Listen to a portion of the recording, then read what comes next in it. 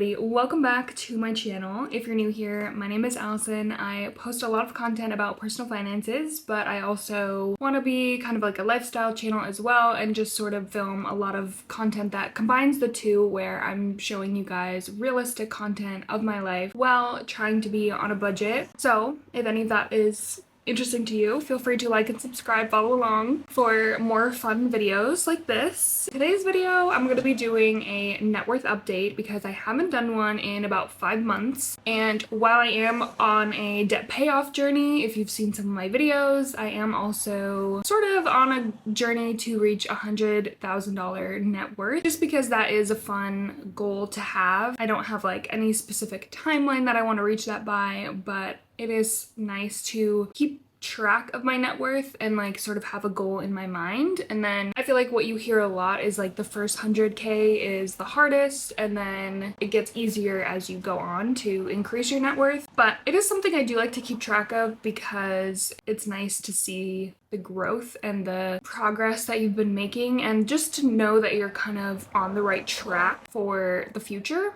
I'm gonna go through all of my numbers with you guys. I looked, the last time I did a video like this on YouTube, I do these every month, short form videos, but the last time I did one long form on YouTube was in April, so it has been about 5 to 6 months. And I don't track this any specific way besides like literally writing it down on a notebook. So as a reminder, my net worth from April was $21,462. We'll see how much it's changed from there till today. So the first section that I always go through is my debts. I feel like I share this, at least this section, with you guys a lot because where I am in my journey is trying to pay this off as quickly as I can. For my debts, I just have two sections. There's credit card debt, which is at $4,650, and my car loan, which is at $15,200. Total debt comes to $19,800, which is definitely high, but obviously a lot of that is the car loan, which is something I signed up for. I have a monthly payment. It's not anything that I'm super stressed about. I do want to pay it off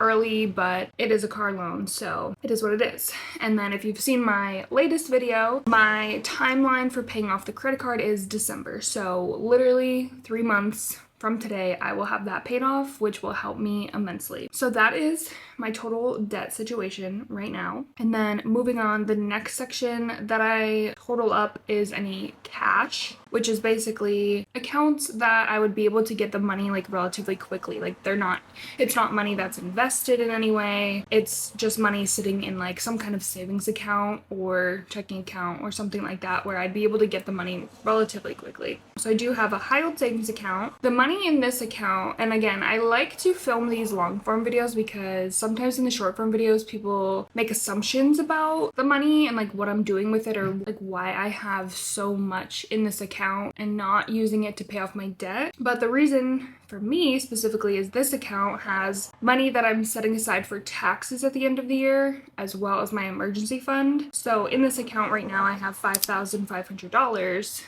So it's like, oh, why don't you use some of that to pay off your debt? About 2,000, I think it's broken up pretty evenly, like 2,500 is saved for potentially owing in taxes next year, and then 2,500 is my emergency fund, which is honestly pretty low for an emergency fund, so I'm not going to use that money to pay off my credit card because I wouldn't even pay off the credit card, and then I'd have no money in my emergency fund. So to me, it's not worth it to spend the money that's in my emergency fund when something could come up, and knowing me, something will come up because I always have issues with my car, all these different factors that come in. Like I would even prefer to have more money in my emergency fund now while I'm paying off my debt than where I'm at. Like I don't even feel comfortable with 2,500. I'd rather have like 5,000. That's just everyone's personal preference in that situation, where one, I don't know how much I'm going to owe in taxes, and that's specifically for money that I've made, like not from my job, like from social media, but money that I've made that hasn't been taxed.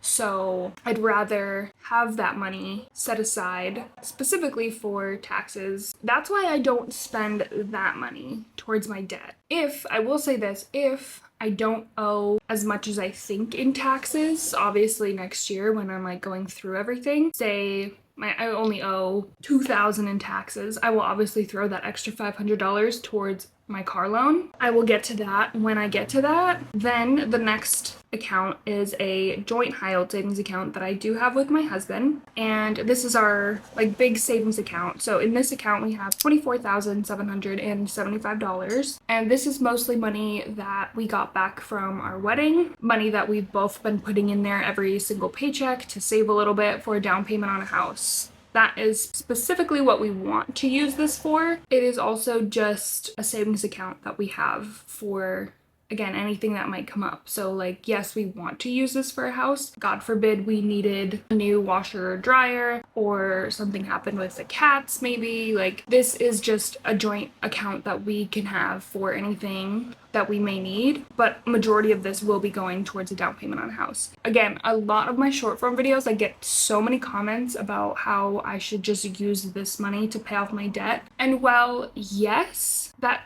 logistically makes sense, it's just not what we want to do with our money, because again, in my last video, I will have my credit cards paid off in the next 2.5 months. My car loan, I know that it is getting like some interest, but in the grand scheme of things, I'd rather still just pay the monthly payment plus a little extra than like use our whole savings to pay off my car, and then we have to start from scratch with our savings, and that would take us probably 2 years again to save up to where we were. I don't know. If we really like started saving a lot, it actually could probably be like maybe a year.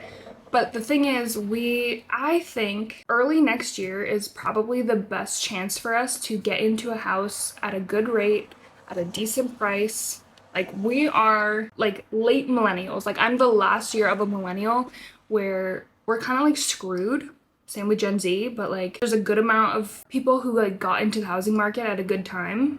And then there's us who the housing market just went insane in like 2020, and like I wasn't in a place to buy a house then. So I would rather get into a house next year and like be able to pay the mortgage and also just have a car loan for another year than pay off the car and have to start from scratch saving for a down payment on a house. And then who knows what the market's gonna look like at that point. I mean, it could be better. Who knows? It could like completely crash. You never know.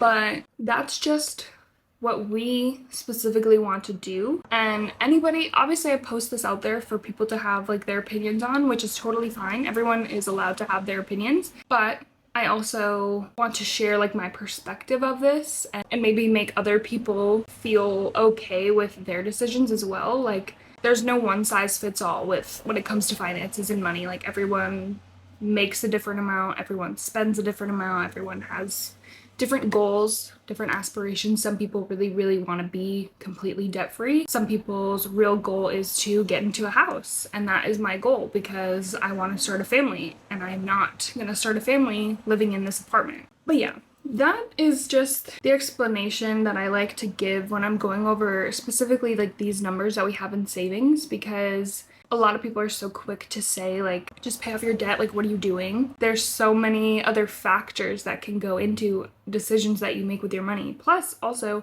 this $24,700 that we have in this joint account isn't just my money to make the decision with. It's our money. And I mean, he has student loans, he has some credit card debt as well. Even if we split it and both used it towards debt, we still wouldn't be debt free. So we'd be back in the same situation that we were in and not have a house. I just feel like there's different priorities for different people, and you can still want these, I always say this, you can still want these major milestones like buying a house while focusing on paying off debt and like getting in a better situation. With this amount of debt, like I'm definitely still able to get approved for a house. And especially in a few months, this will be a lot lower. So I'm not worried about the car loan. I'm not. That is the explanation that I have for not using that money towards my debt.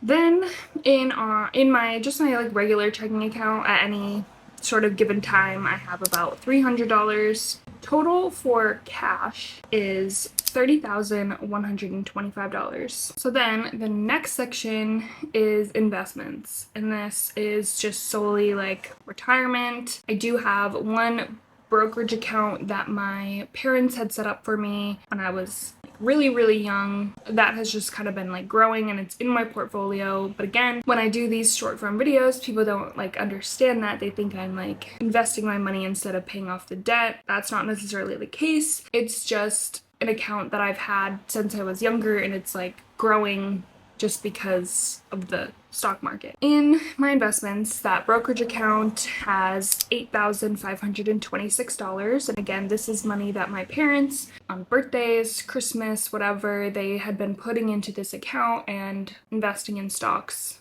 for me.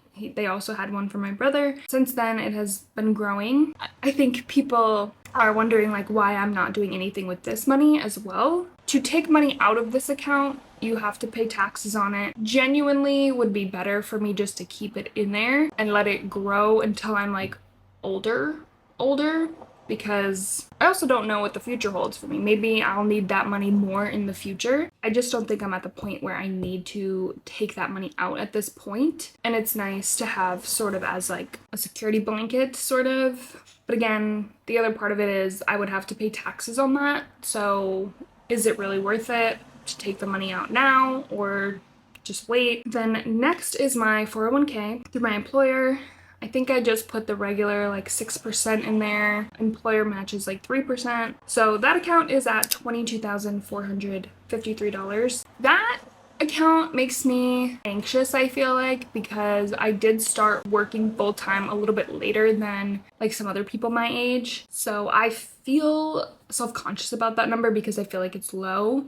I didn't start working full-time until I was like almost 26, so I've only been contributing to this for about 2 years. So I feel behind, at least in that sense. As long as I realize that and acknowledge that, and then eventually when I'm in a situation where I can put more towards that, at some point I will maybe need to up that a little bit to catch up. But at the same time, I do know that the younger you are, the better, because it has more time to compound. So I think no matter what, the positive thing here is that I am aware of this and that I know what I need to do to get myself into a situation where I'll feel good for like retirement in my future. And then I do have a Roth IRA as well, and that is at $6,588. And if you don't know, a Roth IRA is basically a second like retirement account that you put like already taxed money in, and then when you take it out when you're older, it's not taxed. Limit per year for you to put in there is $7,000. Obviously, I would like to get up to that point where I can be putting that much in there. I definitely did not this year. I did stop contributing to that temporarily to have a little bit extra to put towards my debt. And I do hope to go back to contributing at least like $50 to $100 a paycheck starting in January. That brings my total for investments to $37,567. So then to calculate your net worth is you take the investments and add the cash, because those are the two positive numbers, and then subtract the debt. So when I do that, my total net worth comes to $47,892. So I am about halfway to 100,000. So I'm pretty happy with that. So since 5 months ago, it has increased by $26,430, which is insane. And that I feel like is a combination of my debt decreasing and then my investments and cash increasing, because our joint account, I think our like house saving fund is a lot of that, because we did get like a good amount of money from the wedding. So I do feel like that's where a good amount of this money came from, which is amazing. And then debt decreasing a little bit and investments increasing. I would think by next year I could probably have this at 100,000 based on where we're at. The only thing that's going to get really confusing is when we do buy a house, because obviously like my debt will include like our mortgage, but then I feel like you include the, the value of the house. So it's going to get a little confusing there. We'll get there when we get there. For now, I feel like this format makes sense to me. And I also will mention I don't count the value of my car. A lot of people, again, in my comments say like, oh, you should count the car as an asset as well. I don't really want to do that, mostly because one, I do still owe money on it, and I feel like the value is higher than the amount that I owe on it. So it would seem like, I don't know, it just feels like cheating because it's like I still owe money on the car and it's a depreciating asset. It's just gonna keep going down in value, and I don't know. That's the reason I don't really count it, but I know that some people would. I feel like it's so personal, and you can choose what you want to do, how it makes sense for you. So yeah, I hope that was helpful. I feel like I watched Zoe's video on this recently, Zoe Pritchard, if you follow her, and I liked kind of what she said at the end. Like, I feel like I'm not sharing this to like brag or make people feel worse about themselves or better about themselves. Like, I don't know kind of where I fall for people in my age range, to be honest. I could be doing way worse than people. I could be doing better than people, but it's more about the transparency of it to maybe help somebody understand personal finances a little better. Maybe be like, oh, maybe I should look into a Roth IRA, or maybe I should look into a high yield savings account. It's more just about spreading some kind of knowledge and awareness on personal finances and a little more education on it. And I'm not perfect. I'm not a financial expert. Enjoy tracking my finances. And I wish that I had started earlier. So if this helps somebody, get focused on their personal finances, then that's all that really matters to me, really. I'm just sharing for knowledge and entertainment, I guess. Like, I feel like people are nosy. Finances are still like a taboo subject, and people don't like to talk about it, and people don't like to share. So anyway, thank you guys so much for watching, and I will see you guys very, very soon in the next video.